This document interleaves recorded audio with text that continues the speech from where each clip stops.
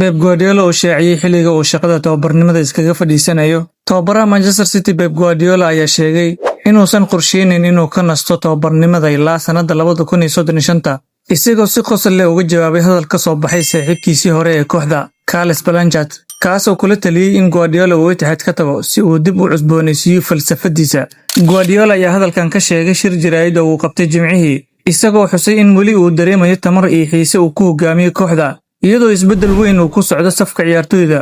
Uu saxan yahay, balse sanadka 2035 ayaan bilaabi doonaa inaan ka fikiro arrintaas, ayuu Pep yiri isagoo qosol ku daray. Guardiola ayaa sii raaciyay, wax walba way isbedeleen sanadihii ugu dambeeyay, laakiin weli waxaan haystaa tamar iyo dhiirigelin ay shaqaalaha iyo ciyaartoyda cusub isiiyaan. Waxaan dareemayay markii aan joogay Barcelona, Bayern Munich iyo hadda oo aan Manchester City ku suganahay inaan isbixin karo haddii aan ku dhibtoodo shaqada.